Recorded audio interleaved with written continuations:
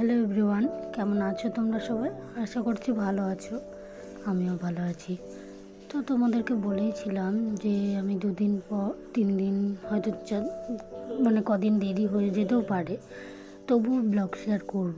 তো যাই হোক, এটা কিন্তু অনেক দিনের ব্লগ, সেই রবিবারের ব্লগ আজকে তোমাদের সাথে শেয়ার করছি। তোমরা প্লিজ দেখে নিও। কারণটা হচ্ছে, মাঝে ছেলের শরীর খারাপ হয়েছিল, মানে শরীর খারাপ বলতে ওই যে ভ্যাকসিন 5 বছরের যে ভ্যাকসিনটা নেয় না, তো সেটা নেওয়ার কারণেই ওর জ্বর এসেছিলো, হাতে পায়ে হাতে ব্যথা, ঠিকভাবে ইঞ্জেকশনটা না দেয়নি আর কি। তো যাই হোক, ওই জন্য আরও খুব শরীর খারাপ করছিল ওর, আমার ছেলের আর কি। তো ওই জন্য যাই হোক, ওকে নিয়ে একটু ব্যস্ত ছিলাম 2 দিন, ওই জন্য ব্লগগুলো শেয়ার করতে পারিনি তোমাদের সাথে, এডিট করে উঠতেও পারিনি। তো এটা সেই রবিবারের ব্লগ। আজকে আমি শনিবার রাত্রিবেলা এখন ভয়েসটা দিচ্ছি। আর এই যে জামাগুলো আয়রন করার জন্য নিয়ে নিয়েছি। তো সকালবেলায় আগের রবিবারে তো মা ছিল না, তোমাদের আগের ব্লগে বলেছি যে বেড়াতে গেছিলো। তো ওই জন্য রবিবারেও কিন্তু আমি এই যে সকালবেলায় উঠে বাসি কাজ সেরে কাপড় টাপড় কেচে নিয়ে চলে এসেছি। আর ঠাকুর ঘরও আমার মোছা হয়ে গেছে। তারপরে আমি এই যে জামাগুলো, ছেলের ড্রেস, বাবারটাও একটু আয়রন করে দিচ্ছি। তো প্রথমে ছেলেরটা রেডি করে নিচ্ছি, দেখতেই পাচ্ছ। আর বলো তোমরা সবাই কেমন আছো, আর আমার ব্লগগুলো কেমন লাগে। তো যাদের যাদের ভালো লাগে প্লিজ একটু সাবস্ক্রাইব করে পাশে থেকো, আর ব্লগগুলো রেগুলার দেখো। আমি যদিও পরপর দিতে পারছি না প্রতিদিন, আমার একটু দেরি হয়ে যাচ্ছে, কি করব বলো। তো তবুও তোমাদের সাথে দেওয়ার চেষ্টা করছি আর কি, ঠিক আছে। তো যাই হোক, তোমরা এইভাবেই পাশে থেকো আমার, আর দেখো, আর চলো দেখতে থাকো।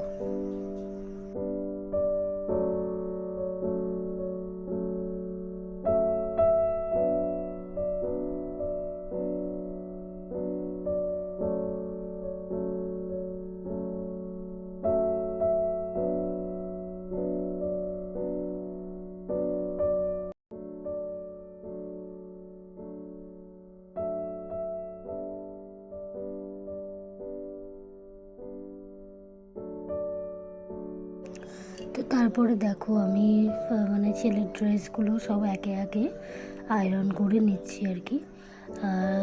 যেহেতু এখন, আর এরপরে তো আমাদের সাথে শেয়ার করব আর কি। মানে এখন তো শীত একদম যাওয়ার পালা আর কি, চলেই গেছে।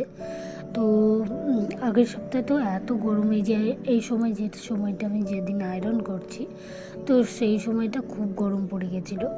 তো এখন আজকে যে রবিবারে তোমাদের ভয়েস দিচ্ছি, এই যে 3 দিন টানা বৃষ্টি হলো, 3-4 দিন বলতে পারো, সে বুধবার থেকে শুরু হয়েছে, এই কারণে একটু কিন্তু ঠান্ডা পড়েছে।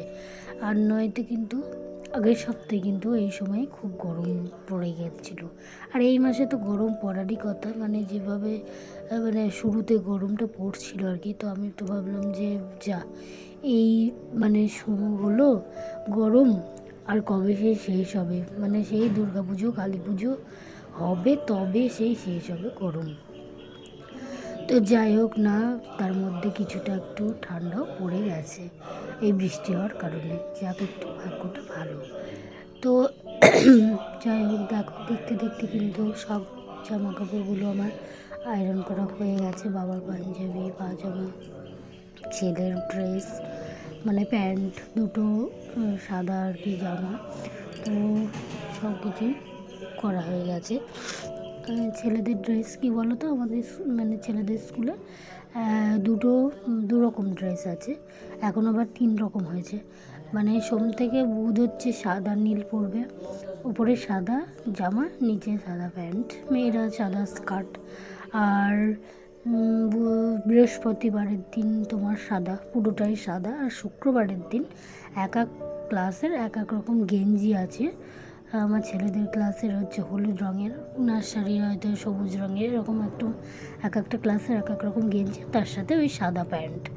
তো বেশ ভালোই শুরু করেছে আর কি এবার থেকে নতুন এইটা শুরু হয়েছে। আর না হলে আগে সোম থেকে বৃহস্পতি প্রতিদিন নীল ছিল, নীল সাদা, আর শুক্রবারটা সব সাদা ছিল। তো যাই হোক, এই যে আমি এই ঘরে চলে এসেছি, আমার আয়রন করা হয়ে গেছে। আর এখন কিন্তু আমি এসে সব কিছু কিন্তু গরমের জামাগুলো সামনের দিকে এগিয়ে রাখছি, কারণ মানে ছোটো এখন তো ফুল প্যান্টগুলো এখন এবার কেচে কেচে তুলে রেখে এই যে শর্ট প্যান্টগুলোকে বের করতে হবে। তো এগুলো একটু কেচে নেব, আর দেখতে হবে সব ঠিকঠাক আছে কি না, কারণ 1 বছর ধরে মানে 6 মাস ধরে তো সে ঝুড়ি ব্যাগে ছিল।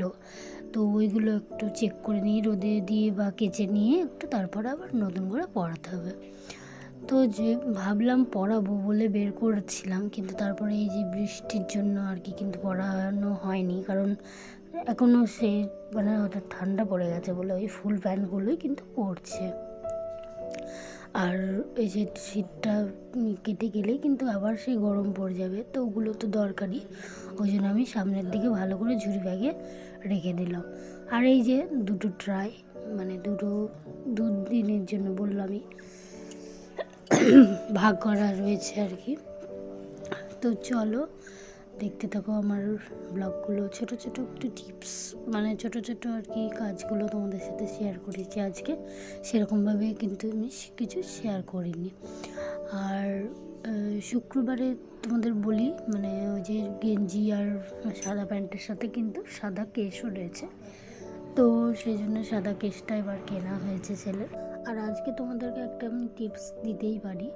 আমার চুলের মানে আগের যে ভিডিওগুলো তোমরা দেখেছো তাতে দেখতে পেয়েছো যে আমার চুলের অবস্থা কীরকম বাজে হয়ে গেছিলো, মানে একদম পাতলা।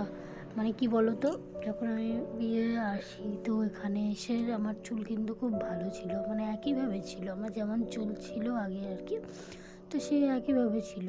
তো হঠাৎ করে কি সমস্যা হয়, মানে আমাদের কল দিয়ে জল উঠতো না এখানে আর কি, তো ওই জন্য সে সাপ্লাই জলগুলো হয় না টাইমে আসে, তো সেগুলো ব্যবহার করার ফলে আমার চুলটা কিন্তু একদম বাজে হয়ে গেছিলো। আর মানে গোড়া থেকে একদম যে চুলটা স্নান করে কিছুক্ষণ পরেই আঁচড়াই, বা সঙ্গে সঙ্গে আঁচড়ালে নাহলে একটু ওঠে, তো যাই হোক কিছুক্ষণ পরেও আঁচড়ে দেখেছি আমি, মানে গোড়া থেকে যেন একদম ছেড়ে উঠে চলে আসছে।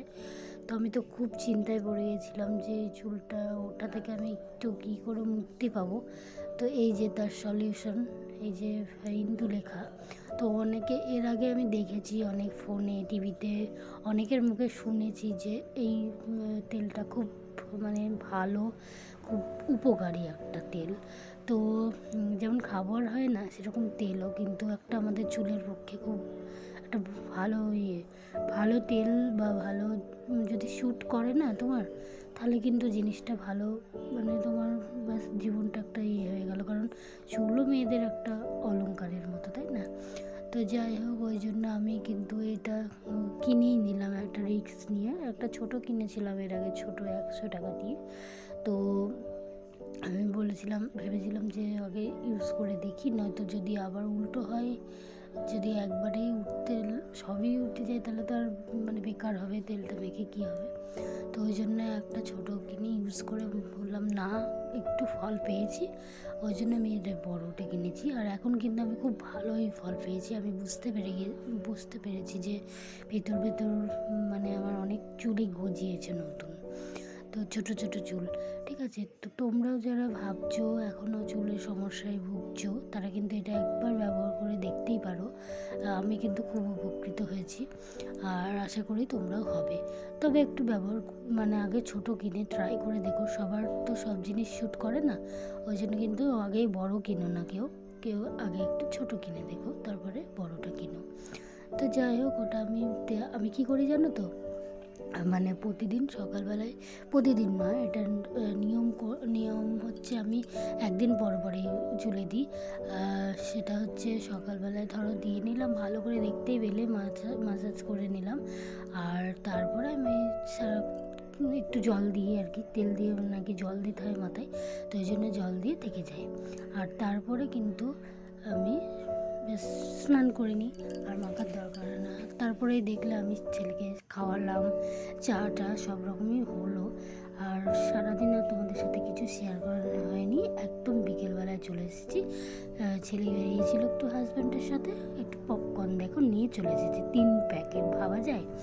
তো ওই জন্য বললো যে ঠিক আছে সবাই মিলে বসেই খায়। তো ওই জন্য দেখো আমরা 3 জন এখন বসেও যাব আর খেয়েও নেবো।